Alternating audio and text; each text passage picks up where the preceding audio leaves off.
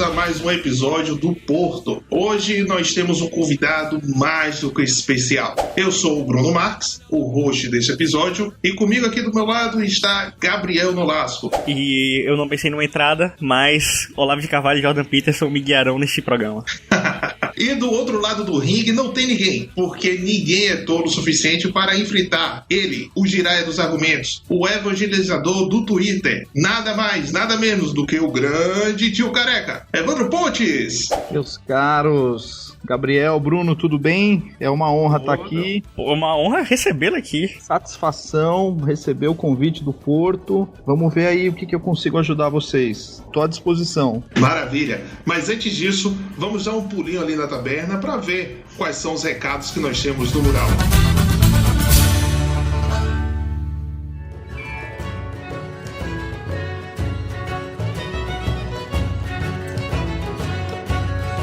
É isso mesmo que eu estou vendo, Gabriel? Nós temos o nosso primeiro patrocinador? Exatamente, primeiro patrocinador. Para você que é de Feira de Santana e está à procura de uma comida típica e regional da melhor qualidade, recomendo aqui o restaurante Novo Bode Cia.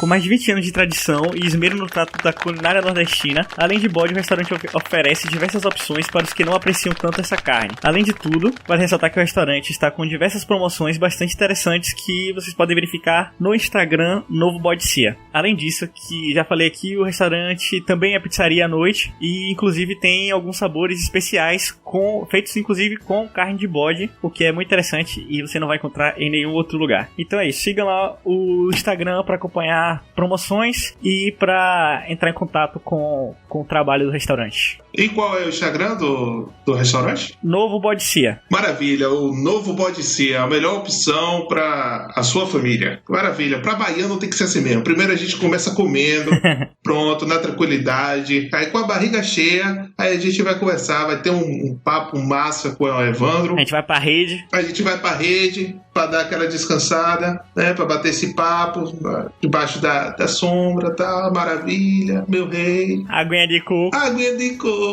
Mas, fugindo um pouco aqui da caricatura, vou anunciar aqui, ouvintes, meus queridos ouvintes, nos siga no nosso Twitter, o @oporto_podcast. Também é a nossa conta no Instagram, a mesma coisa, @oporto_podcast. Também você pode acompanhar os nossos episódios e até no futuro alguns drops no canal do YouTube. Adivinha só, o Porto Podcast. E para você que gostou do nosso conteúdo, quer nos incentivar a manter essa iniciativa batuta, bacana, do primeiro podcast conservador da Bahia. Isso mesmo, nós somos o primeiraço aqui. Então, vai lá, dá um pulo lá no apoia-se, apoia.se/Oporto. Lá você pode fazer uma doação, tem alguns valores com algumas recompensas. Então, seja um camarada e faça uma bela de uma doação. Ajude-nos a melhorar a qualidade técnica e tudo mais. Sim, lá nós temos as nossas metas, né, os nossos comprometimentos com vocês ouvintes, não é o dinheiro pelo dinheiro, mas assim, para a gente manter aqui essa iniciativa a todo vapor. Eu gostaria também de aproveitar aqui um ensejo e deixar um recado no mural para os nossos ouvintes lá do Discord, isso mesmo, a galera lá, um abraço pro Fled, um abraço pro Serva, um beijo para a Milicianja, essa lindona. Mas o que eu gostaria de falar é que a galera lá, super bacana, super gente boa, cada um com seu chapéu de alumínio na cabeça, com as suas várias teorias, mas também todo mundo focado ali na proposta do resgate do discurso conservador aqui no país. Então, juntamente com esse episódio, nós vamos postar aí no Twitter e nas outras redes, na verdade só no Twitter vai ser melhor, é mais fácil, o link para você entrar nesse grupo do Discord. Para você que quer conhecer os bastidores da militância virtual paga de acordo com alguns isentões, você vai ver que é tudo gente comum, tudo povo comum ali, falando coisas sérias, mas também muita besteira, muita diversão. Então é isso, vamos pro podcast. Aqui o nosso querido Evandro Pontes, o ninja do conhecimento, já é quase que eu falo ninja do arrocha, mas Tá na Bahia, né, caralho? Né? Então tocar aqui um pagode, um axé, uma rochinha. Vale ressaltar que temos exclusiva do Porto, viu? Então escutem até o final para saber novidades exclusivas de Evandro Porto. Se preparem, preparem os corações. Então pegue os seus cadernos, os seus lápis, caso você queira anotar, porque vem aula, meu irmão. O cara não tá pra brincadeira. Foi isso que eu fiz, diga-se passagem. Então vamos lá, vamos pro episódio.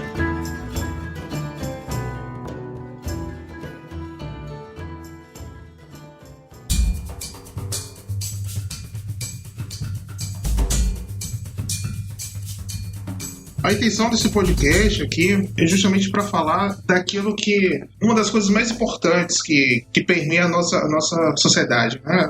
Agora aqui no Brasil, a nossa situação aqui no Brasil e no mundo todo, que é a tal da liberdade de expressão. Porque assim, você tem feito, como a gente estava batendo papo antes da gravação, você tem feito um trabalho excepcional, cara, lá no Twitter e também nos podcasts, trazendo toda uma gama de informações, né, que entram em choque, entram em conflito contra a hegemonia, né, da mídia, das universidades e até mesmo de setores do Beautiful People, né? Então, assim, tudo isso a gente percebe que tá por um fio. Pelo menos eu tenho essa percepção, que tá por um fio, que aos poucos, assim como eles dominaram paulatinamente a cultura, a arte, eles também foram dominando a nossa própria língua, tolhendo as palavras, tolhendo termos, expressões, tudo naquela engenharia social já prevista em obras de ficção, de distopia, né? Como Admirável Mundo Novo, como 1984, do Orwell. Então, queria bater um papinho sobre isso, sobre como é que nós chegamos aqui, né? Como foi o nosso processo até chegar na nossa Constituição de 88, com a limitação da liberdade de expressão, a livre manifestação do pensamento, que hoje de livre não é nada, mas parece mais uma concessão do Estado. Você pode falar, mas só até esse ponto. A partir disso aqui, você está proibido, né? Então, vamos lá, vamos trocar uma ideia sobre isso para trazer para os nossos ouvintes um pouco mais sobre essa temática e elucidar algumas dúvidas, algumas questões. Bom, é amplo o tema, né? Vocês fizeram um comentário inicial aí, um espectro histórico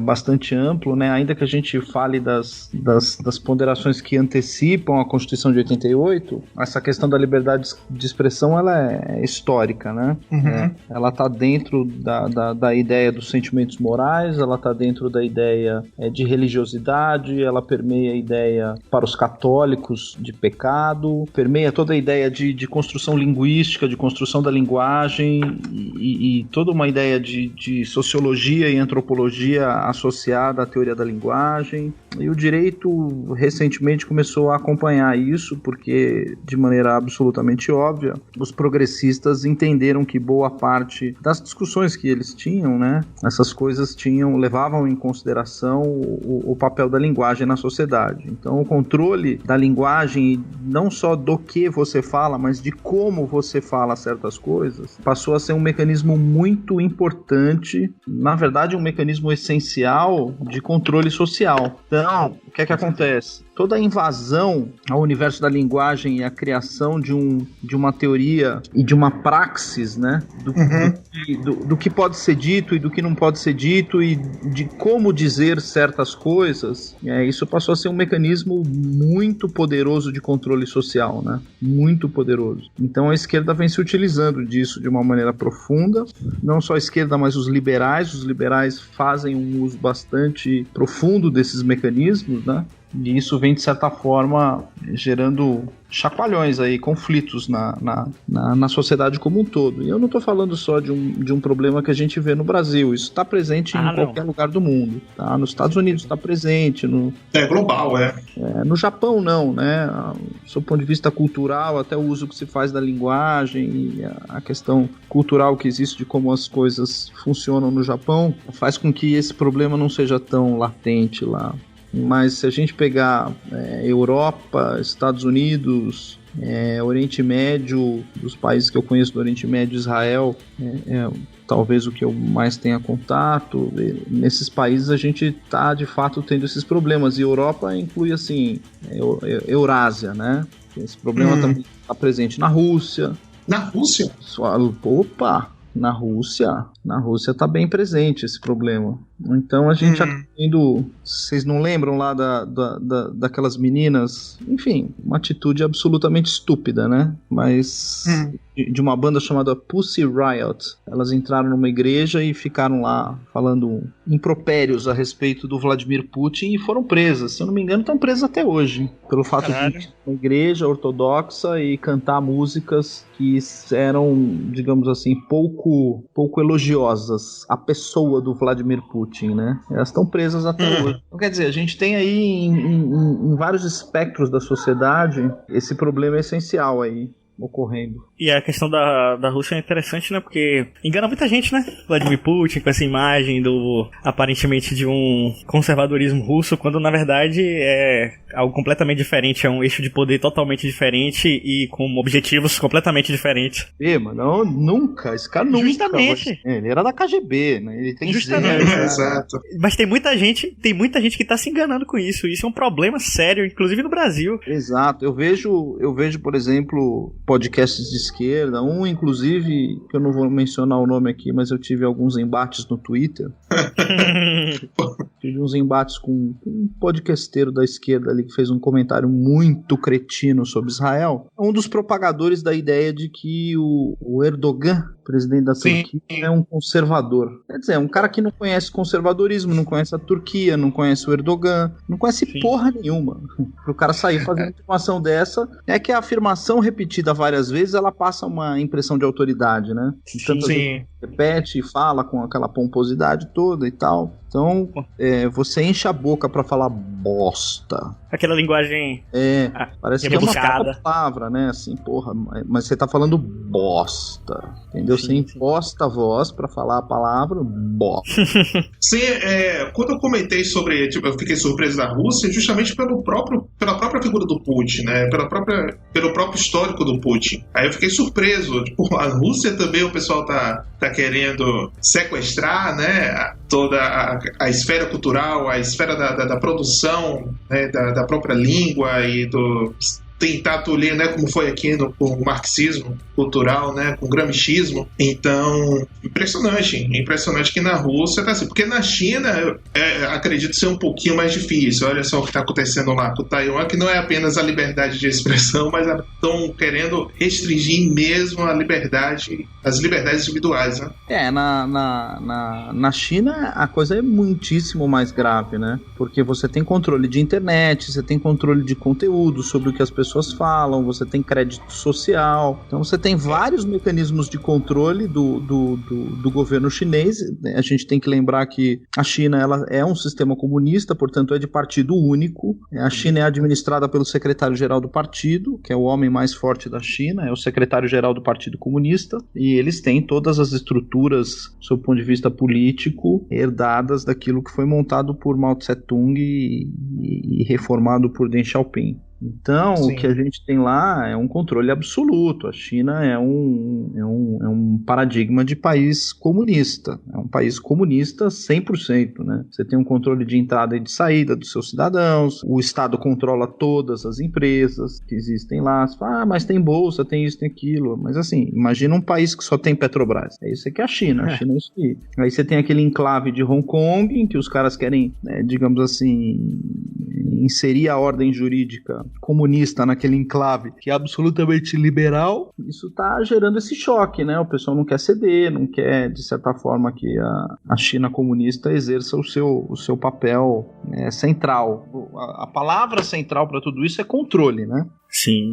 Controle social, controle... Até chegar ao ápice, né? Vocês citaram George Orwell. O ápice é o controle de pensamento. O controle de pensamento, ele é exercido pelo politicamente correto liberal. O que é o politicamente correto do liberal? O politicamente correto do liberal funciona assim. Existem palavras que são banidas. Não só palavras, mas ideias. Ao longo do tempo, você, de certa forma, vai sendo educado a não proferir essas ideias. Você às vezes tem ali um constrangimento em relação a determinada situação e você é, de certa forma, compelido a não manifestar esse pensamento. Vou dar um exemplo bem simples aqui. A criação de um terceiro banheiro. para, digamos assim, LGBT lá, enfim. Transgênero, né? É a pauta do PSDB pra sempre.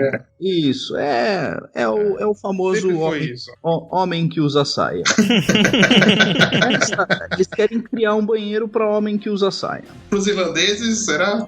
Exato, enfim. Até um tempo atrás, a gente tinha blocos de carnaval, de homens que usavam saia, bebiam, achavam engraçado e até pegavam mulher, né? Aqui na Bahia, no Carnaval da Bahia... O que mais tem? O que tem de bloco de carnaval, do cara se vestir de mulher pra pegar a mulher, não tá no gibi. Antes era assim, agora os caras estão se pegando lá dentro, né? Mas antes era pra pegar a mulher.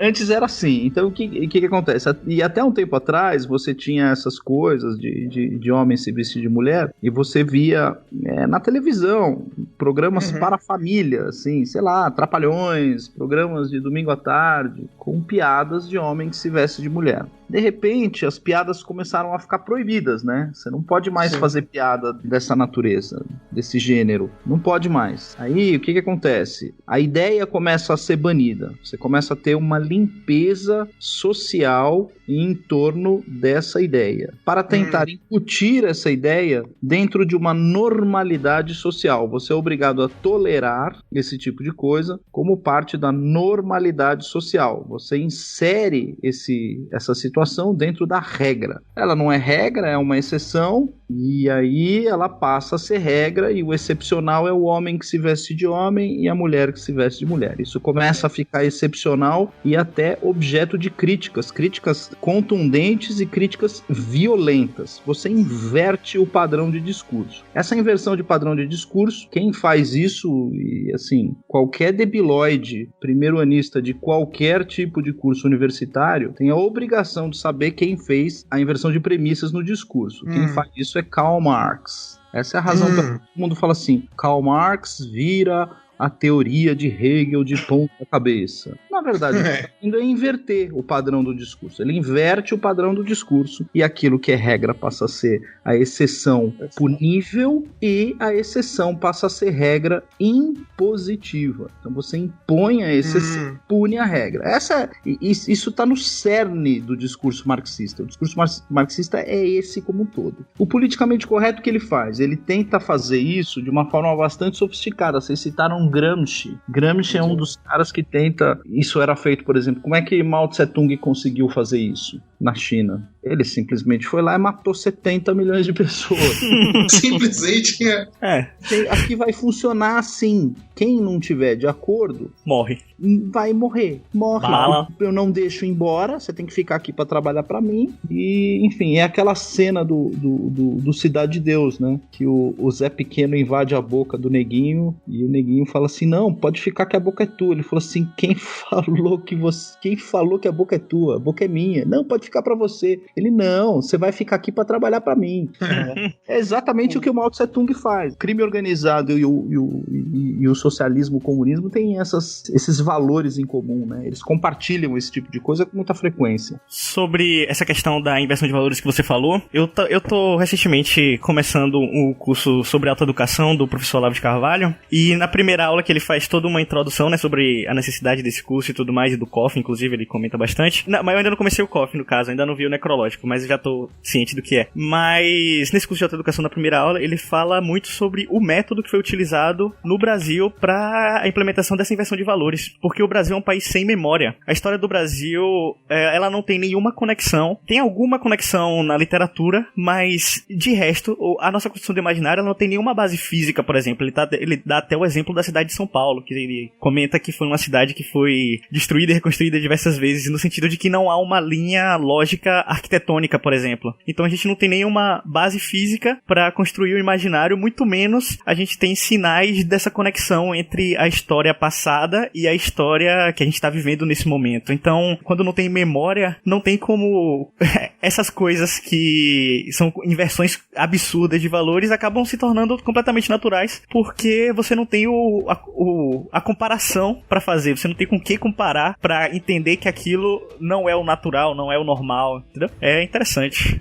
Aí voltando para a questão do mecanismo, como é que funciona esse mecanismo para que você consiga obter o que eu chamo de controle de pensamento. A gente está na era já do controle de pensamento. Então o que acontece? Eu dei alguns exemplos bem práticos, assim, bem corriqueiros, a questão do banheiro, enfim, todo mundo vai ter o seu exemplo aí de coisas de ideias que não deve expressar publicamente. Eu tive recentemente aqui na Assembleia Legislativa de São Paulo, o deputado Douglas Garcia, que, enfim, estão tentando passar um projeto de lei aqui para a criação de um terceiro banheiro, e ele se manifestou na sua condição de parlamentar contra essa ideia estapafúrdia. E durante o seu discurso ele teria dito que, em certo momento, se ele encontrasse a irmã menor dele, ele ia orientar a irmã menor e a mãe, caso encontrasse um homem dentro do banheiro, que elas chamassem a polícia para tentar se... O que é o normal, né? E aí ele foi punido pelo Comitê de Ética da Assembleia Legislativa de São Paulo. Ué, mas e a liberdade, a imunidade parlamentar? Oxi. Aí, cara, você bota num vaso branco com água até a metade e puxa um negócio chamado descarga. Meu Deus.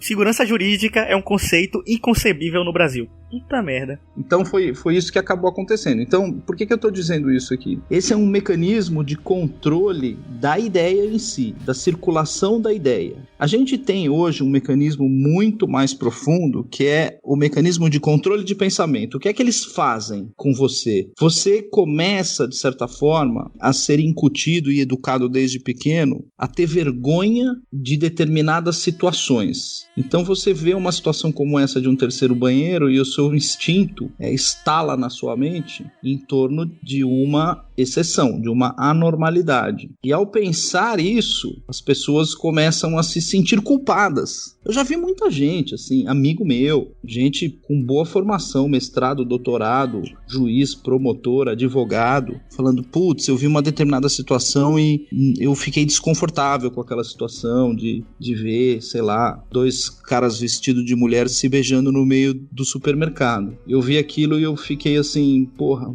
não devia isso acontecer. Mas aí eu cheguei em casa e eu senti vergonha do meu pensamento. E aí, por sentir vergonha do meu pensamento, eu fiquei imaginando que aquelas pessoas tinham o direito de fazer aquilo no meio do supermercado lá, ficar trocando cuspe no meio do supermercado, dois caras de bigode trocando cuspe no meio de um supermercado. E eu senti vergonha de achar que aquilo poderia, em alguma situação, ser errado. Então, quer dizer, a pessoa vê a situação anormal, o pensamento da pessoa funciona, a sinapse vai funcionar normalmente dentro do padrão de normalidade que ela tem construído na mente, e ela passa a ter vergonha do próprio pensamento. A própria pessoa se censura naquele pensamento porque ela é condicionada a ter vergonha da ideia que ela tem de que aquilo poderia em algum momento ser errado. Quer dizer, ela não expressa. Ela pode até passar ali perto e ver os bigodes colando e dar aquele sorrisinho, falar, puxa, que bonita a liberdade, né? Fazer um comentário bem hipócrita, assim. Mas no fundo ela tá pensando, que porra é essa? Porra, no meio do supermercado, cara. Com criança passando aqui. No fundo ela tá pensando isso. Mas a pessoa passa e dá aquele sorrisinho e fala, viva a liberdade, amigos, viva o orgulho. Aquela questão, né? Mas aí chega em casa, a pessoa se martiriza e fala, puta, eu falei viva a liberdade, mas no fundo eu tava pensando que aquilo pode eventualmente não ser um negócio correto e tal. E a pessoa se autopune, ela se martiriza, ela começa a ter vergonha de pensar que aquilo pode ser errado. Uhum. Sacou em que nível que a gente tá hoje? E a quantidade de gente com esse driver mental é enorme. Você tem muita gente na sociedade que tem vergonha de pensar certas coisas. A pessoa, quando se pega pensando em alguma coisa, ela fala, puta, eu não deveria estar pensando nisso, porque isso é errado. Pensar mal dos homens que se vestem de mulher e trocam cuspe na rua, isso é errado. Eu não posso pensar que isso tem que ter algum tipo de limite. Eu não posso, eu tenho que defender, eu sou pró-liberdade, isso, aquilo. E aí as pessoas começam a pensar em relação a entorpecentes. Não, eu tenho que ser pró-drogas. Sim. Até um dia que você, tá andando na rua e a pessoa tá ali esquentando uma colherzinha, enchendo seringa e tá, fazendo uso de um entorpecente ali no meio da rua. Eu já vi, andando com a minha esposa, pessoa ali fazendo uso do entorpecente da colherzinha no meio da rua. Caralho, velho, pesado. Falando assim, não é que eu tô falando que a pessoa fez isso num matinho escondido, atrás da moita. Não, cara, mas numa escadaria. Não tem mais a vergonha ali, né? O constrangimento público não existe mais, né? Isso, aí as pessoas vão passando do lado e assim, nem olham, age como se aquilo fosse normal. Completamente natural. Ninguém chega lá e abre a mão e dá-lhe uma bolacha no meio da cara de um cara desse. Fala, rapaz, vai se tratar, sai daqui do meio da rua, cara. Sai daqui, cara. A pessoa fica, não, mas porra, é uma pessoa que sofre, doente e tal, parará. É verdade, pode ser que isso esteja acontecendo, mas algum sentimento, né, e alguma manifestação de que aquilo é errado, você tem que expressar. Tem que expressar, sim. Tirar da rua hoje é considerado como política higienista, né? Tipo, não, vou pegar essa pessoa que tá passando por isso, vou levar numa clínica. Não pode tirar, você tá querendo limpar a rua. Exatamente. Aí você começa a ter vergonha de pensar nesse tipo de solução. Assim, um liberal um esquerdista já tá completamente condicionado. Ele já nem pensa nisso. Ele tá 100% condicionado. O liberal é condicionado a sequer pensar e se autocensurar. É censurar a própria ideia. Outro exemplo disso, não sei se você assistiu o Churuminho do Brasileirinhos, um vídeo que eles lançaram tem um tempinho já, que é a questão da sífilis. Hoje em dia você não pode fazer uma propaganda que diga não faça sexo, porque isso pode dar merda. Simplesmente não existe essa possibilidade. Essa ideia, ela não é só inconcebível, como ela é completamente execrada nesse meio social. É uma parada realmente bizarra isso que você tá falando. Pois é, cara. Mas é exatamente isso. Pô, Brasileirinhos é a maior obra de arte e cultura que existe na atualidade, cara. Tá foda demais. Sou fã daqueles caras. Ah, com certeza. Não existe nada hoje, cara. Agora... Nem teatro, nem cinema, nem televisão, nem rádio, nem porra nenhuma, cara. Ninguém chega na metade de onde esses caras estão chegando, cara. Sem sombra de dúvida. Eu acho engraçado sobre o Brasileirinho que muita gente quando tem um estranhamento quando vê de primeira, né? Porque o estilo deles é propositalmente e meticulosamente pensado pra ser aquele trash mesmo. Mas quando você para pra observar o conteúdo e a qualidade da forma mesmo, é uma parada sensacional mesmo. Eu também sou fã daqueles caras. Um abraço pro gatão. Uma conclusão que a gente pode chegar disso tudo que a gente tem conversado até agora é que antes da gente pensar no problema da liberdade de expressão no Brasil, a gente precisa pensar no problema da liberdade de pensamento. Exato. E é um mecanismo global. Ele passa por isso que eu acabei de conversar com vocês. Existe toda uma doutrinação em torno dessas ideias, com uma pressão, uma lavagem cerebral. Isso começa mais ou menos aos 7, 8 anos de idade, né? Vai até uns 15, 18, se estende até no período de faculdade, e aí a pessoa já sai formada falando merda. Aí você falou doutrinação, né? E aqui não é querendo corrigir nem nada, mas o Olavo ele falou uma coisa interessante que já passou da doutrinação há algum tempo, há muitos anos.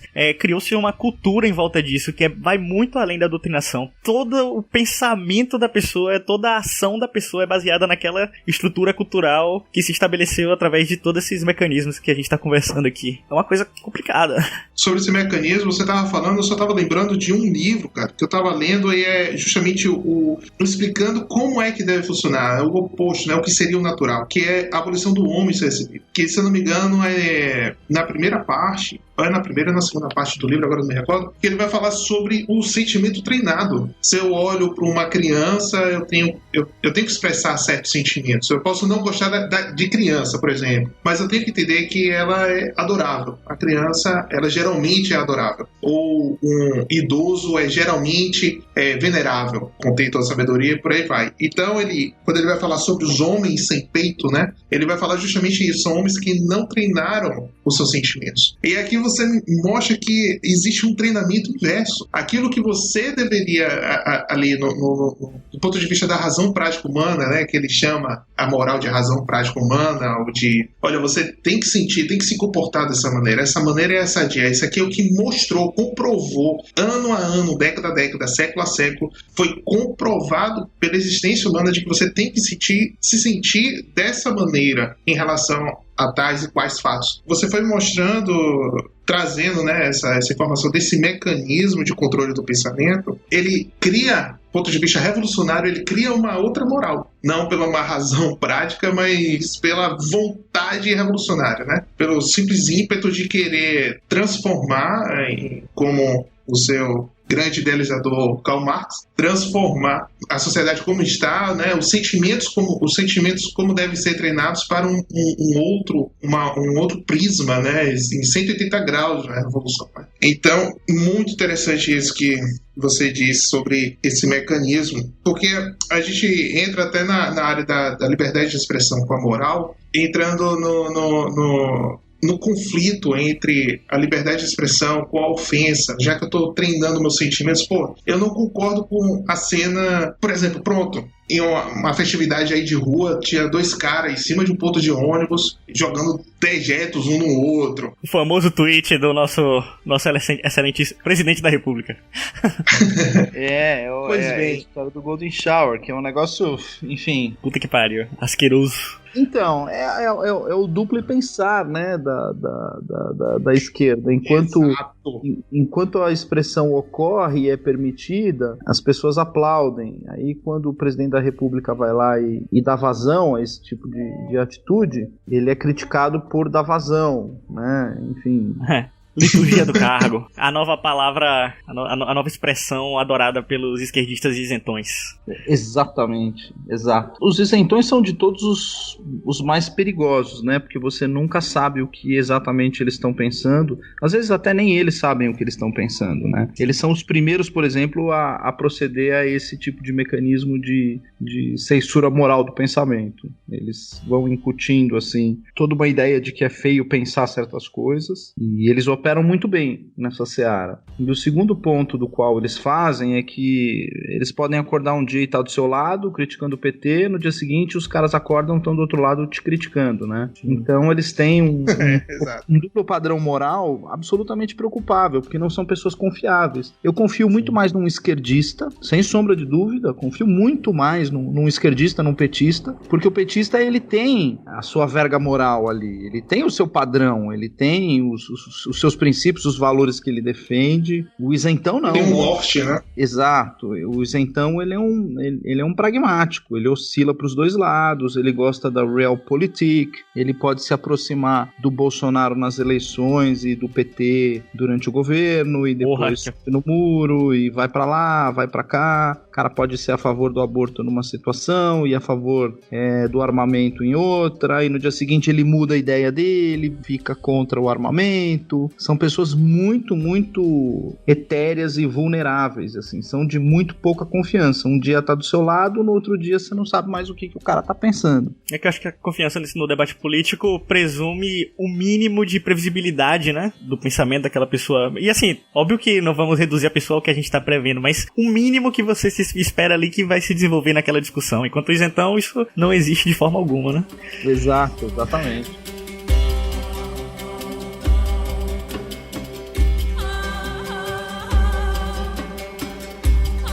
Eu sou um pleno defensor da liberdade de expressão. Eu acho que não tem que ter restrição nenhuma ao discurso. Nenhuma mesmo. Pegar Estados Unidos. Sim. Não, é mais profundo do que os Estados Unidos. Nos Estados Unidos você ainda tem umas restrições, né? Você tem algumas coisas lá que são verdadeiramente discurso de ódio e etc. Eu acho que nem isso tem que ser restrito. Sim, eu partilho dessa ideia também. Mas, se a gente tiver que um dia falar sobre esse assunto, tiver que aprofundar, o que a gente tem, na verdade, não é uma liberdade de expressão como valor, né? Mas são padrões de expressão que obedecem regras da retórica. E eu acredito nas regras da retórica. Na verdade, eu não acredito em liberdade de expressão. Para mim, liberdade de expressão não existe. A liberdade ela é uma consequência de vários outros fatores. A liberdade não existe como um direito, ela não existe, ela não está na base da sociedade, ela não nasce, como diriam os americanos, out of the blue, como os iluministas gostam de pregar por aí. Ela não é um negócio absoluto que surge do nada. A sociedade não é construída em cima da liberdade. A sociedade é construída em cima de outros valores, dos quais a liberdade acaba sendo uma consequência inexorável da construção da sua sociedade em cima de certos valores. Então você não parte da liberdade, você busca a liberdade, você constrói, você trata a liberdade, você cuida da liberdade como se fosse ali, digamos, o seu alazão mais importante, é o seu cavalo de batalha. A liberdade é o seu cavalo de batalha, né? Sim. Você vai fazendo a imagem aqui dos templários, do deus Vult, que os isentões odeiam essa imagem. A A liberdade é o cavalo, ela é o que vai me levar pra frente de batalha. Mas ela não é a causa da batalha. O cavalo não é a causa da batalha, é um veículo necessário. E o que é que eu tenho que fazer com esse cavalo ao longo do tempo? Eu tenho que cuidar dele, eu tenho que tratar, eu tenho que alimentar esse cavalo, eu tenho que... Puta que pariu, sensacional. Quem gosta de cavalo tem que dar carinho pro cavalo, você tem que estabelecer uma relação de confiança com o cavalo, mas o cavalo não é a causa de porra nenhuma. O cavalo, ele tá ali a meu serviço, e ele é uma consequência, né, de toda essa situação. Se não houvesse outro tipo de forma de se chegar às batalhas, eu não teria cavalo. Hoje nós não temos cavalo. O que a gente tem são os nossos tanques, nossos aviões, nossos drones e assim por diante. Durante muito tempo, os aviões de guerra substituíram os cavalos. Se você pega esses caras que são viciados em aviação, o cara trata o avião dele assim, como se fosse um puta, sabe? Você tem... o cara trata com amor o avião, né? E assim, o avião tem que ser cuidado, tem que colocar no hangar, tem que fazer revisões de tempos em tempos. Por quê? Porque ele é o veículo para me levar para onde eu preciso. Isso é a liberdade. Essa é a grande falha do liberalismo. Clássico do neoliberalismo. É tratar a liberdade como se fosse um direito natural, como se fosse alguma coisa pronta na natureza, que você vai lá e você tem a árvore da liberdade, você colhe aquilo e você desfruta do jeito que você quiser. Um pouquinho de leitura de Bíblia já teria dado um norte melhor para pessoas com esse tipo de pensamento. Certos frutos não se colhem, certos não se mexem, não se tocam. E então, para que você possa compreender o que é liberdade, você tem que compreender outras coisas. Vou fazer uma pergunta para vocês. Querem ver como uma coisa é curiosa? Diga aí. Tudo isso que eu tô falando é uma profunda falta de conhecimento do que é o movimento iluminista e o movimento liberal. Quem é o pai do liberalismo? Na cabeça deles, que ensinaram aí, do liberalismo econômico. Não, Adam Smith. Adam Smith. Segundo os nossos professores de história extremamente não confiáveis. Mas eles estão corretos. O problema é que eles não leram Adam Smith para poder explicar o que o cara tá falando. Quer ver, ó? Qual que é o livro mais famoso do Adam Smith? Riqueza das Nações, é isso? Isso, An Inquiry to the Wealth of the Nations. Um ensaio sobre a riqueza das nações. Esse é o livro mais famoso de Adam Smith. Nesse livro mais famoso de Adam Smith, ele está na base daquilo que o pessoal chama de um governo global, da globalização, das trocas sem limite. Quer dizer, é o bastião do antinacionalismo, por excelência. Não é isso aí? Eles ensinam pra gente? Sim. Só que na capa tá escrito riqueza do quê? Nações, caralho. Então a coisa mais importante pro Adam Smith é a formação de um sentimento nacional. Da soberania nacional. Exatamente. Se eles tivessem lido a caceta do livro, eles não repetiriam essa besteira. Por over and over and over again. O que a gente escuta muito é que Karl Marx bebeu de Adam Smith, né? Ele foi na fonte e aprofundou os ensinamentos de Adam Smith. É isso que a gente escuta sobre Adam Smith, sobre o ponto de vista marxista. Exato. Isso no Capital, né? Porque o Marx tem várias fases na sua vida, né? Sim. Esse é o Marx economista. O Marx é como a Barbie. Ele tem várias roupinhas. A minha filha tem Barbie e ela de vez em quando ela compra a Barbie economista, da Barbie da praia, da Barbie, sei lá, da Barbie alpinista, da Barbie noiva. O Marx é igualzinho, é a mesma. Barbie de bolseada. Exato. Aí você tem lá, o Marx é igualzinho, o Marx é uma Barbie. Ele tem o Marx economista, tem o Marx filósofo, tem o Marx sociólogo, o Marx não sei o quê, tem as roupinhas que você vai lá e veste o Marx. Ele é a bonequinha dos Marx, é a Barbie dos Marx. De barbudo pra Barbie. Rapaz, agora desmoralizou, viu? Essa metáfora só não é melhor do que a do último Guten Morgen que você comentou lá dos peidos vaginais. Não, aquilo foi do Morgan. Eu só dei uma arrematada. Mas a ideia foi... Na verdade, não foi do Morgan. Vocês sabem que isso aí é um livro do ministro Eros Roberto Grau, né? O ministro Eros Roberto Grau da Suprema Corte, e ele se dedicou à poesia. Eu fui aluno do Eros enfim, faz muitos anos que eu não falo com ele, mas o Eros, assim, é um cara da esquerda e tal, mas ele é uma pessoa sensacional.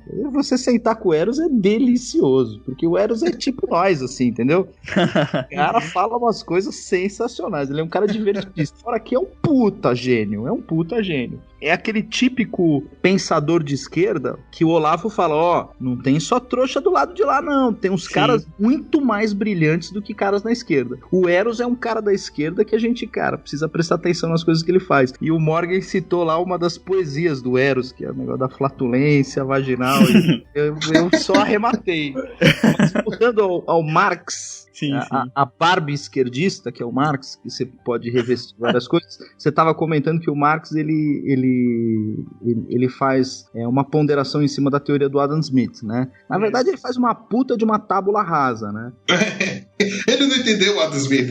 Ele entendeu, mas ele faz uma tábula rasa do Adam Smith. Ele não é honesto na hora de descrever o que é a teoria de Adam Smith, né? Enfim, eu sou um dessas meia dúzia de cara que acabou lendo essa bosta aí. Eu li tanto Capital quanto li as duas obras principais de Adam Smith. Inclusive, essa conversa que começa, eu fiz a provocação pra vocês, quem que é o bastião do liberalismo econômico? Adam Smith e tal, Mas aí a gente já começa a ter um problema pela capa, né? Porque na própria capa do livro ele fala sobre a riqueza das nações, e ele diz que a liberdade decorre da riqueza das nações. Portanto, ele é um defensor bastante interessante do nacionalismo. Agora, a sua obra máxima não é An Inquiry to the Wealth of the Nations. Na época de Adam Smith, ele ficou muito conhecido por uma obra filosófica chamada The Theory of Moral Sentiments, a teoria dos sentimentos morais.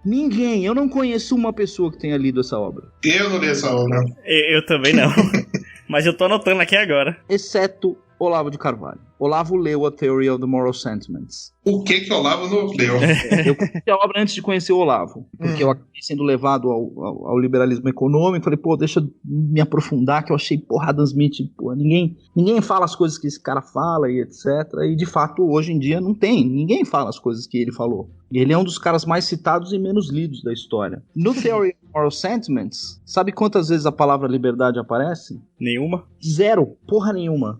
Em 400 páginas o cara não fala de liberdade. Ele fala Section 1, the sense of property. Então ele fala de direito de propriedade. E ele fala dos sentimentos de simpatia. Aí ele vai falando degrees of property, effects of prosperity, Então quer dizer, é o direito de propriedade. Aí ele fala aqui, of merit and the merit of the objects of reward and punishment. Aqui ele tá falando sobre punição, mérito, demérito. E aí no outro capítulo ele já começa a falar de justiça. E aí ele entra na questão das virtudes, do conceito de justiça, do conceito de remorso, do conceito de obrigação, sense of duty, o sentimento de aprovação pública e desaprovação pública. E aí ele fecha o livro falando sobre as características das principais virtudes, e a principal virtude na ponderação dele é a prudência. Ele não fala sobre liberdade em momento algum, porque ele sabe que a liberdade é o cavalo. A liberdade,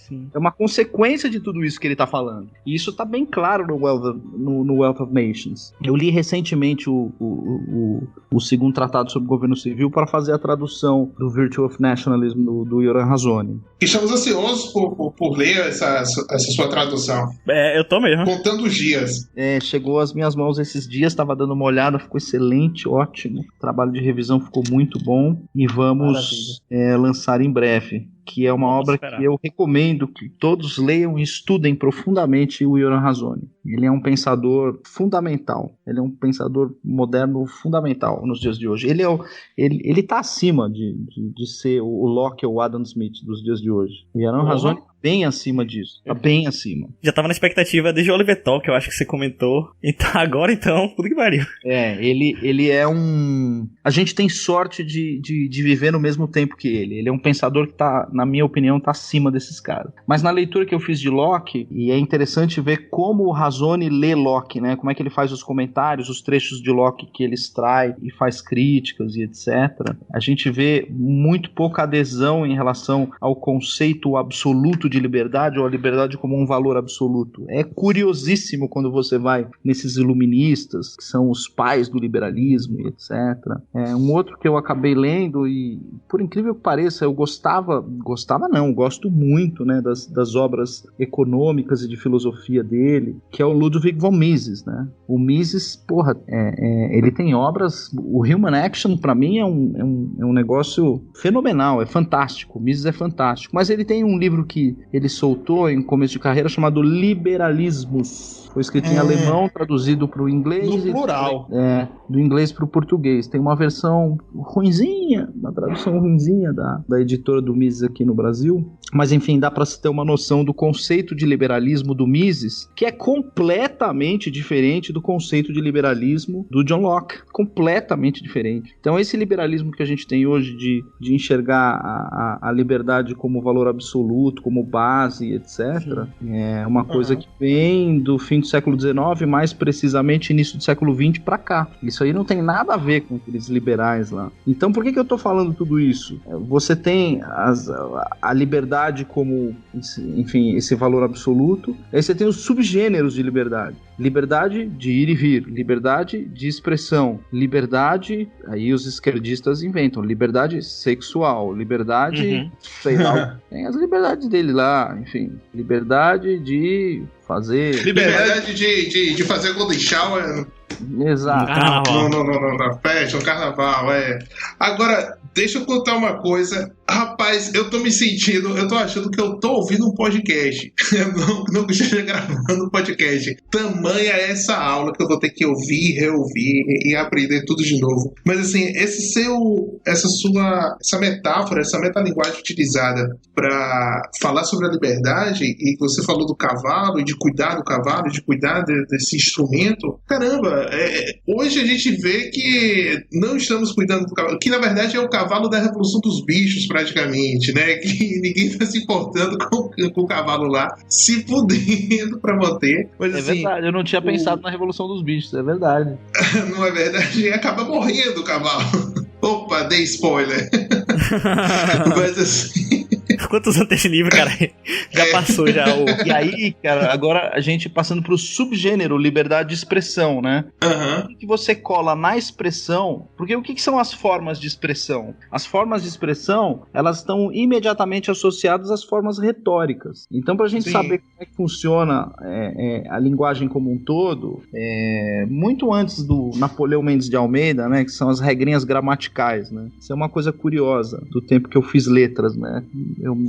Além de direito, eu fiz letras. Então, uma coisa curiosa que a gente estuda é descobrir como são as gramáticas antigas, né? A gramática latina e, enfim, os latinos utilizavam muito Cícero e Quintiliano para se formar gramaticalmente, né? Para poder utilizar ou fazer o uso correto da língua. O que é o uso correto da língua? Se você for olhar em Quintiliano ou em Cícero, o uso correto da língua é simplesmente seguir um padrão de excelência. Então, você chega assim numa determinada situação e você fala, porra, como é que escreve isso aqui, né? Isso aqui tá correto, é gramaticalmente correto. Nesse tipo de situação, falar um pouquinho de regra de latim, né? O que eu tenho que colocar? Ativo ou ablativo aqui? Mas aqui, puta, eu acho que tem uma característica de intransitividade, etc. Você não fica pensando abstratamente como a gente pensa hoje, né? Porra, deixa eu dar um pulinho na gramática e ver qual é a regra que tá lá, né? Como é que usa a crase, né? Isso, a mentalidade do positivista debilóide, né? O positivista debilóide, ele vai lá e fala, eu preciso de um livro para me explicar como é que eu tenho que fazer isso aqui. O latino não tem isso, o latino até meados do século XIX, finzinho do século XIX, era assim, a educação era dessa forma, você seguia um padrão de excelência. Então você falava, porra, por que aqui é ablativo e não dativo? Caralho, porque tá no texto do Cícero, faz o que o cara fez. Se o Cícero fez assim, imita o cara, velho. Porque ele é um padrão de excelência aceito. Assim, ele tá no padrão de excelência acima de todo mundo. Quintiliano. E aí, a gente podia, em grego, por exemplo, que também é uma gramática curiosa, né? O grego sequer tem um tratadista de gramática, assim como teve o latino com Cícero e Quintiliano, né? Os gregos, como é que eles faziam? Eles estudavam discursos de Demóstenes. Então eles falavam, não, aqui tá o perfeito. Esse é o grego perfeito, não tem erro aqui. Então o que os caras faziam? exatamente aquilo que vocês falaram no começo do pod que o Olavo estava levantando. Quer dizer, eu estou tentando desabrochar e explicar o que é que o Olavo quer dizer com as coisas que ele nos transparece. Essa falta, digamos assim, de um manancial cultural gera esse tipo de coisa. Ignorância. Você não sabe nem controlar a sua própria língua. Você não sabe usar, você não sabe ter um controle sobre a sua própria língua. Porque você não tem um padrão cultural de excelência do qual você pode se escorar na imitácio latina, que não é o plágio de hoje, né? Sei lá, e plagiar. Eu tô falando de imitácio. Sim. É seguir, é a mímesis, é seguir um padrão de excelência. Tem que ter um modelo, né? Ele, inclusive, fala naquele curso de educação que eu citei, que a primeira coisa que você tem que estabelecer são modelos pra, justamente isso que você tá falando, que você almeja chegar naquela qualidade de escrita e tudo mais. Ele até fala que você tem que pensar, você tem que usar, descobrir esses modelos através da ideia, tipo assim, eu gostaria de ter escrito isso. E aí, onde é que a gente acaba chegando? Agora a gente chegou no lance da censura. Porque na Roma Antiga, você não tem censura. Se você for dar uma olhadinha nos grandes tratados de gramática, na verdade, os grandes tratados de gramática antigos, eles são tratados de retórica. Então, o cara vai ensinar pra você a arte retórica de Aristóteles, né? Techne rhetoricae do Aristóteles. Ou mesmo o Orator do Cícero, que são textos sobre o bem escrever, como você escreve bem, né? E dicas e estruturas e etc. Na retórica aristotélica, por exemplo, ele vai te ensinar como é que você monta um discurso, quais são as ocasiões nas quais o discurso é demandado, então você fala sobre o passado, sobre o presente, sobre o futuro, como é que funciona um mecanismo, como é que funciona outro, como é que o discurso tem que começar, e dentro desse discurso, você pode, de certa forma, encaixar uma série de ideias e conteúdos válidos. Então você não tem uma censura ou nem mesmo um conceito de liberdade de expressão. O que você tem é o uso correto da língua e o uso correto da técnica para transferir ideias. E você não tem censura sobre ideias. Você pode transmitir quaisquer ideias que façam sentido, sejam ideias aceitáveis e ideias lógicas. Então, o que o aristotelismo e o conservadorismo nos ensina nesse tipo de coisa? Eu não preciso de uma regra constitucional de liberdade de expressão. O que eu preciso é aprender a escrever, cacete. É isso? Se eu souber escrever, se eu souber qual é a regra do bem dizer, eu não tenho que ser censurado. Eu estou no benedicere. Eu estou dentro da regra do bem dizer. Eu estou seguindo a regra de retórica para poder expressar uma determinada ideia. E você tem todo um espectro do benedicere. Todo um espectro. Que vai desde do discurso poético, que passa pelo discurso retórico, passa depois pelo discurso dialético e termina no discurso analítico. Isso está num livro do Olavo chamado Aristóteles dos Quatro Discursos. Aristóteles em Nova Perspectiva e a Teoria dos Quatro Discursos. Ele explica tá na minha lista. Magistralmente. É um livro curtinho, de 80 páginas, 80, 100 páginas, e ele explica com uma clareza essencial como é que você usa a linguagem para expressar ideias e empacotar ideias. E dentro do discurso poético, ele não fala do discurso poético, mas se você entrar em arte poética do Aristóteles, agora eu vou desdobrar para vocês como é que funciona. O Aristóteles só sobrou o livro 1 da arte poética, mas você tem todo um espectro da poética que vai desde o gênero baixo até o gênero mais elevado da poética. O gênero baixo, ele começa no satírico, que é a poesia invectiva. O que é a poesia invectiva? É a poesia do insulto. Ela é essencialmente a poesia da ofensa. Então você tem toda uma regra de como ofender uma pessoa. Você tem toda uma regra de como mandar alguém tomar no cu. Não é uma coisa que faz assim, aleatoriamente, na rua, no trânsito. Então acho que é seguro a gente dizer que Olavo sabe disso com toda a maestria possível.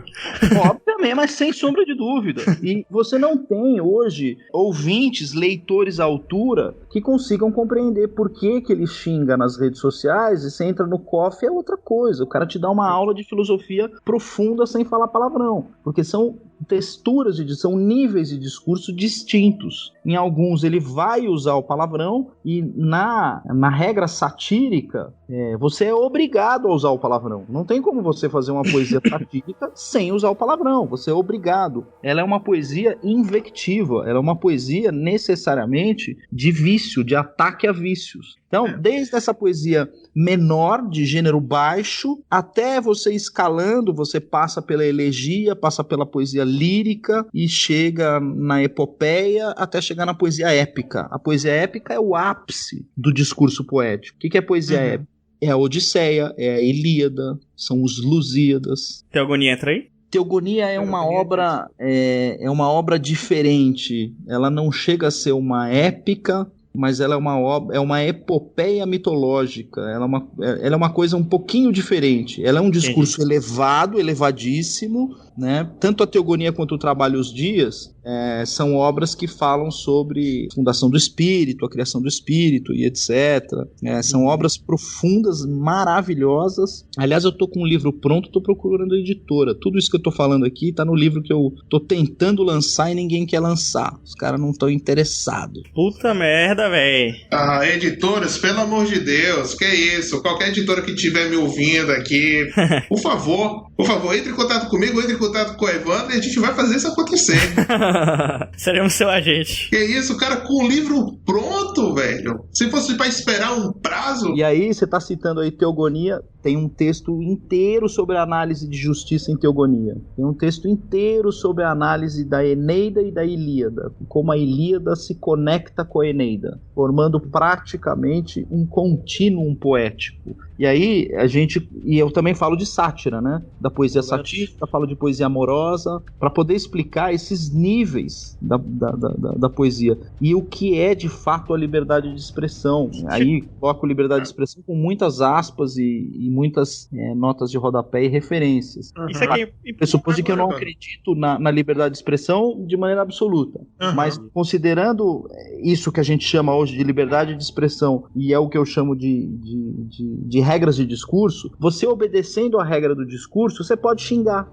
Você pode xingar. Aliás, você deve xingar. Dentro daquele discurso não tem outro jeito. Você precisa xingar. Quando você está fazendo sátira, quando você está tirando sarro de alguém, não tem outro jeito. Você tem que usar o palavrão. Você tem que atacar um vício. Por que eu tenho que fazer? Porque é a regra da porra do gênero. O gênero funciona assim. Então, se eu não fizer desse jeito, eu mato o gênero. Eu mato essa parte da poética. Eu mato a comédia, eu mato o riso. Eu mato tudo que está envolvido nisso. Essa é a razão pela qual a União Soviética pode procurar. Quando a gente tinha na Rússia os grandes escritores russos, Lev Tolstói, Dostoiévski, Pushkin, os grandes escritores russos que desapareceram durante a União Soviética, você teve poucos escritores, o gênero de todos mais atacado foi o gênero satírico. E você teve um distanciamento tão grande do gênero satírico que um dos caras que é considerado paradigma do gênero satírico é um cara chamado Mikhail Bulgakov. Ele escreveu um livro chamado O Mestre e a Margarida. Podem procurar, tem traduções para o português do Irineu Franco Perpétuo desse livro. Tô anotando tudo. Eu tô anotando tudo. Esse livro do Mikhail Bulgakov, inclusive, é sobre uma visita que o diabo faz para a União Soviética. E aí ele começa a se envolver no aparato burocrático da União Soviética. Esse livro foi o livro que inspirou...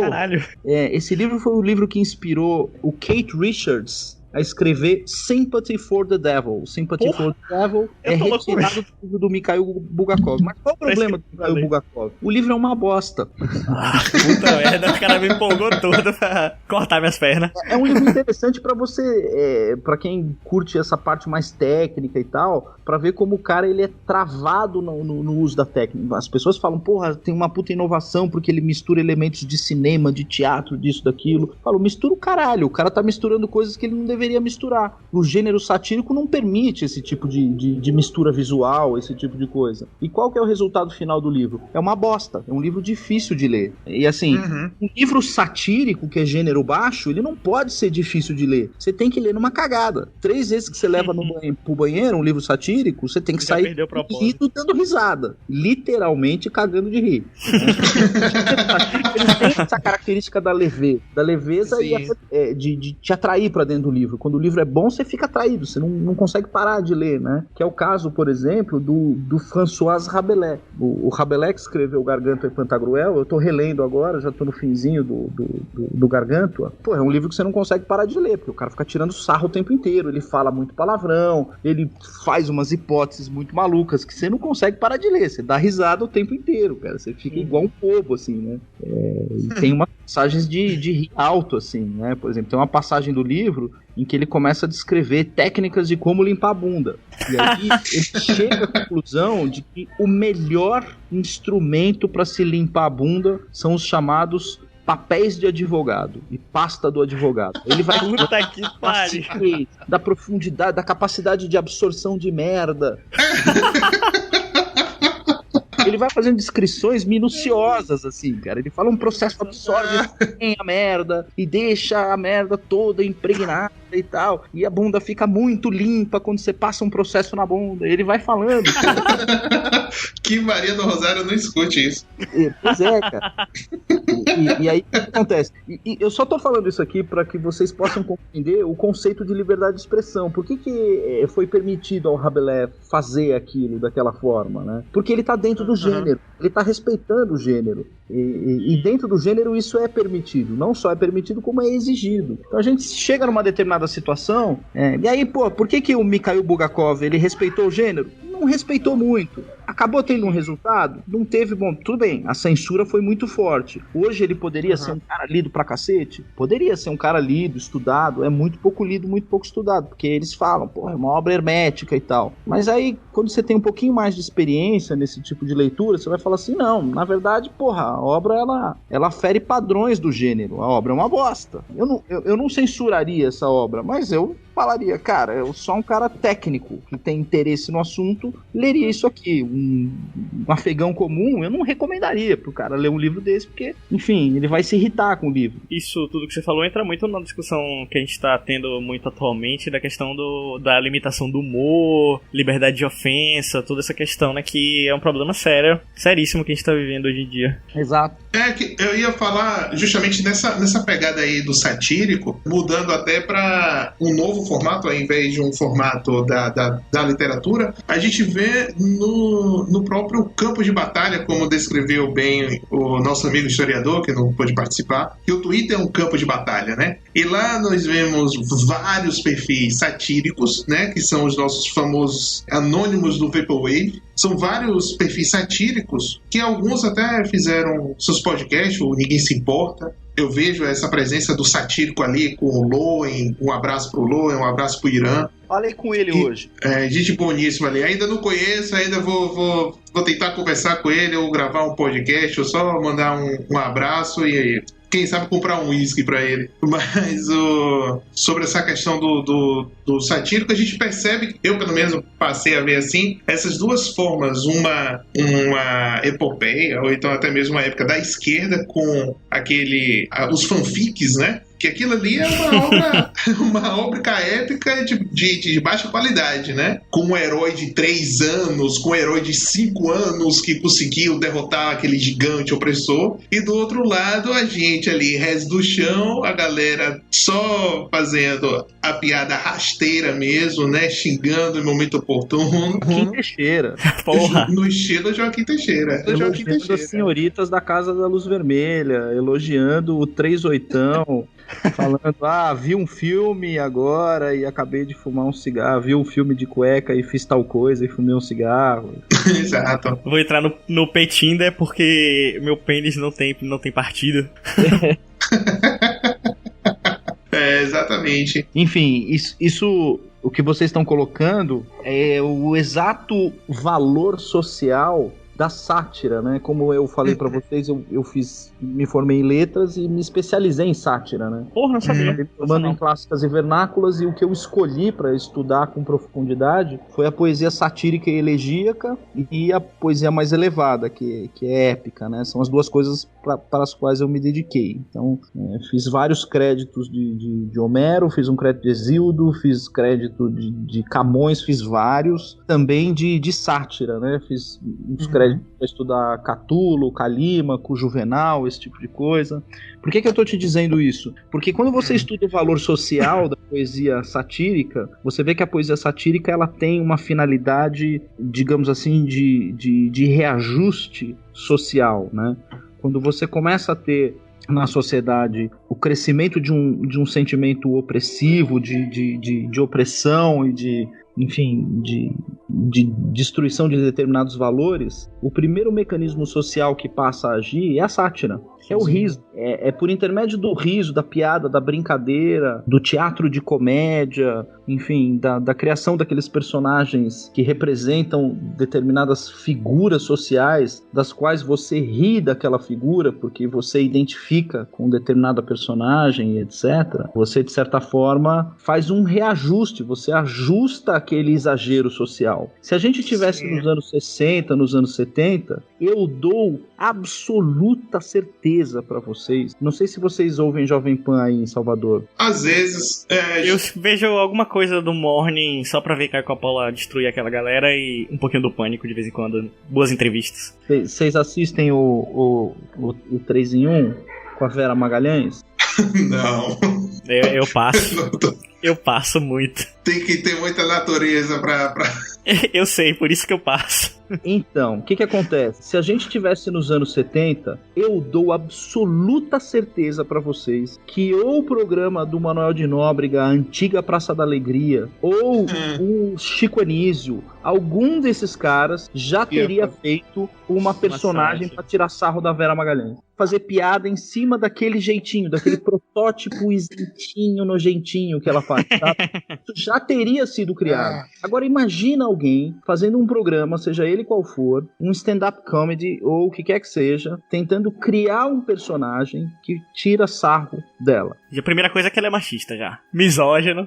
O que eu acho que fatalmente aconteceria é que ela iria se vitimizar, ia estar dizendo que está sofrendo um ataque. Milícia virtual. Ia processar, ia pedir a prisão, ia pedir isso, ia pedir aquilo, ia pedir pra fazer acontecer e dizer que aquela pessoa está fazendo um assassinato de reputação, sendo que nos anos 80, o Chico Anísio, vocês são novos, vocês não vão se lembrar disso. Eu realmente... mas a internet tá aí pra ver. Nos anos 80, você tinha um correspondente da Globo, que ficava em Nova York. É o equivalente do atual Guga Chakra. Ele chamava Túlio Bocaneira. Vocês não vão lembrar? Não lembro, não. Não, não conheço, não. Túlio Bocaneira, ele fazia algumas entradas e alguns insights e tal. E ele era o Guga Chakra da época. Salvo todas as devidas proporções, porque o Túlio Bocaneira era um cara infinitamente mais preparado que o Guga Chakra. Infinitamente. E mesmo assim, ele tinha alguns cacuetes, alguns maneirismos. Ele era um cara meio pedante e tal. Não teve dúvida. O Chico Anísio foi lá e criou um dos seus personagens mais famosos, que era o Túlio Boca Negra. A barba e falava igual o cara e etc. E ficava aquela coisa. A mesma coisa aconteceu em relação ao Tarcísio Meira. Tarcísio Meira uma vez foi gravar uma novela e deu um piti na Globo. Deu um piti, fez coisas lá, ficou meio putinho, saiu, falou, eu não gravo e tal. Aí o Chico Anísio foi lá e criou o Alberto Roberto. Não sabia disso, cara. Era dele. É uma coisa muito evidente. O Chico Anísio fez um Alberto Roberto meio com um bigodinho pra ficar parecido com o Clark Gable. Mas se eu não me engano, ele tava tirando sarro de uma fofoca de bastidores que aconteceu com o Tarcísio Meira ou Francisco Coco. Foi um desses dois aí, cara. Eu acho que foi o Tarcísio Meira mesmo. E ele foi lá e criou o personagem. E, inclusive, alguns anos depois, o Tarcísio Meira o próprio Tarcísio, se tivesse conta no Twitter, seria um olavista, né? Ou o próprio Tarcísio. Mas o próprio Tarcísio Meira chegou a contracenar com o Alberto Roberto. Caralho, que sensacional. Impressionante. Outros tempos. O próprio tirador de sarro dele. Quer dizer, o Tarcísio Meira compreendeu a dimensão daquela tiração de sarro. E que não era pra destruir a carreira dele. Né? Outros tempos, né, velho? Tudo isso se perdeu. É triste. Isso se perdeu por dois motivos. Primeiro, porque há uma perseguição. E segundo, porque não há um Chico Anísio hoje. Quem que são os nossos comediantes? Puta, são caras... Danilo Gentili. Mas o cara não tá. Da Sonsa, Tá, cara, não tá. Ele não tem Não tem a genialidade de um Chico, não tem. Sabe, não tem 3% do talento do Costinha, do Zé Vasconcelos, desses caras. Então, por onde passa a liberdade de expressão? A liberdade de expressão, ela passa por você conhecer o discurso e formar bons quadros para o exercício do discurso. O discurso é prático. Então, enquanto ele é praticado, você com bons quadros, você consegue desenvolver esse tipo de coisa. Quem são os nossos quadros hoje? É o Joaquim Teixeira, se eu não me engano é alguém que mora lá em Bragança e tal, é o vô Joaquim Teixeira, o perfil no Twitter. Sim. E você tem ali um ou outro cara que consegue, de certa forma, criar alguns padrões e etc. Tinha um cara, o Marco Luque, né, tentou entrar nessa onda aí de criar personagens, etc. Puta, ele tá muito aquém do Chico Anísio. Ele ainda não tem o domínio completo. Tá indo por um caminho, ele é esforçado, ele tá tentando, e eu acho que tá no caminho correto. O pessoal do Caceta foi um dos últimos, né? Sim. O pessoal do Caceta e Planeta foram os caras, assim, foram um dos últimos a fazer o famoso, o que hoje foi substituído pelo meme, né? Eles faziam meme na época, né? Faziam aqueles sketches e tal, com personagens, isso, aquilo. Mas com a morte dessa tradição, você tem todo um problema social de incremento do controle social, do controle por parte de um ditador, de um tirano, né? Se ninguém pode ser do rei, o rei fica absoluto. Exato. E era uma tradição grega, né? Era uma tradição grega lá do culto de Dionísio, se não me engano, de fazer a inversão. Não, era tradição humana, cara. Você tá falando da festa em que você fazia a inversão, era Saturnália. Isso. Saturnália, em que você tinha a inversão, os ricos. O mendigo era rei, o rei era mendigo, o homem era mulher. Exato. E se fazia exagero dessas figuras, né?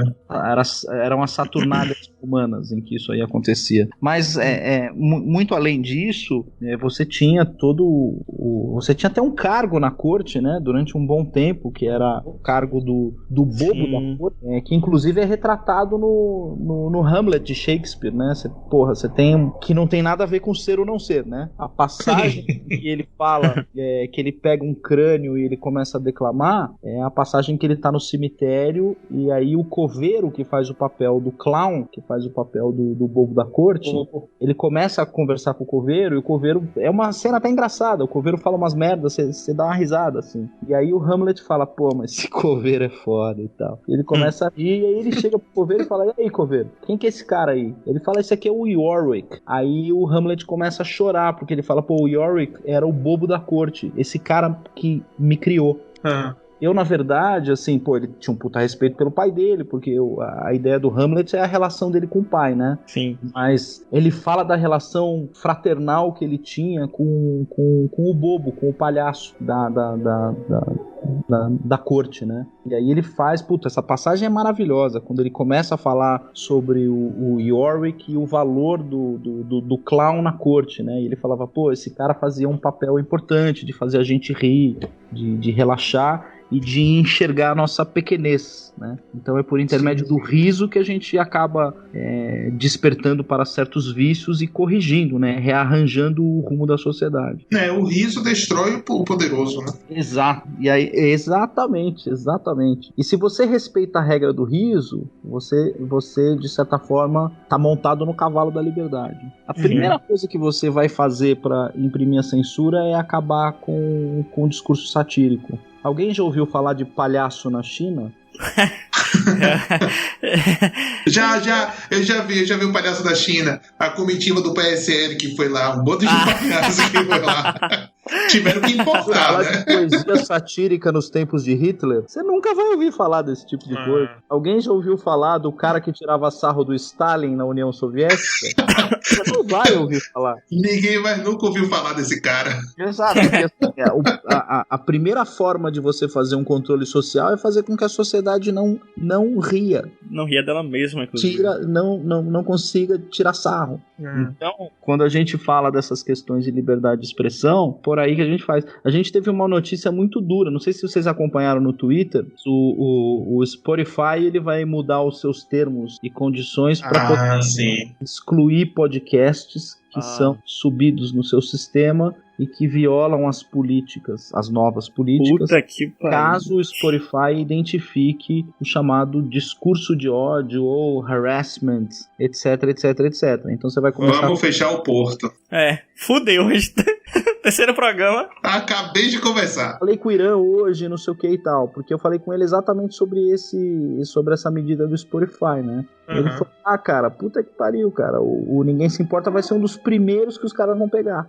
Pouco certeza, cara. Eu falei assim, cara, foi exatamente num pod, se eu não me engano, no Ninguém Se Importa, que eu falei, cara, daqui até o fim do ano isso vai acontecer. Acho que foi lá mesmo.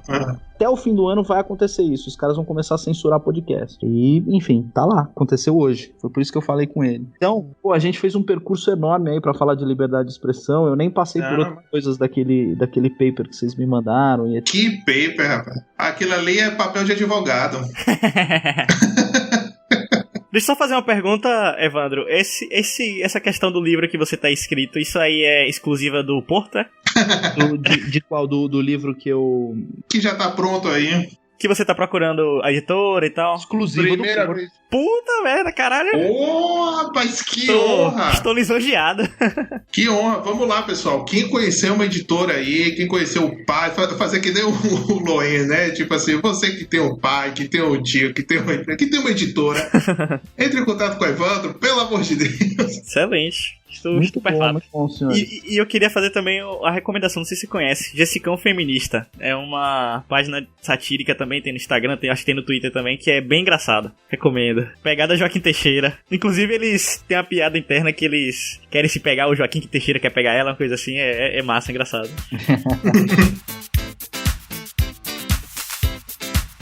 Então, vamos encerrando aqui. Evandro, considerações finais, alguma? Seguir lá no Twitter, suas redes, algum recadinho? Não tenho merchan, não tenho vaidade com essas coisas. Até porque, né? A gente vai fazer propaganda dele, é o contrário, na verdade. Se quiser seguir, segue lá. Se não quiser, também foda-se. Fica à vontade, todo mundo tem liberdade. Você pode seguir depois, unfollow. Pode bloquear também. Fiquem à vontade. Fiquem livres, né? Para se...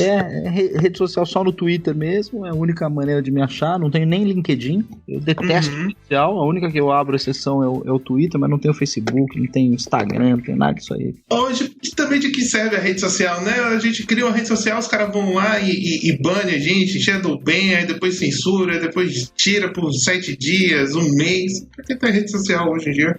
Exatamente. Então, eu espero que as pessoas agora possam compreender a razão pela qual essas plataformas nos censuram. Por conta de tudo isso que a gente discutiu no pod aqui hoje. Sensacional, cara. Foi uma aula, cara. Fico muito agradecido pela sua participação aqui no podcast. Foi uma honra. Uma conversa sensacional. Com certeza. Então, novamente, obrigado, Evandro, pela participação, por toda a paciência, né? A gente estava tentando encontrar um horário aí para gravar, você dispôs desse horário à noite, que eu sei que você tá cansado aí. Que eu vou gravar um na sequência agora. Porra! Eita lasqueira. Então, não vou adiantar aqui. Obrigado, pessoal, pela paciência também de nos ouvir até aqui o final. Paciência não, né? Ouvir o Tio Careca é uma maravilha, é uma delícia de se ouvir, né? A sapiência desse homem. É uma coisa impressionante. E agora eu fiquei triste de verdade por esse seu livro ainda não estar publicado, porque eu fiquei realmente muito curioso. Em pouquíssimo tempo. Tenho certeza absoluta. É tudo nosso, a gente já tá indo pegar. Então, muito obrigado e até a próxima, pessoal. Obrigado, pessoal. Obrigado.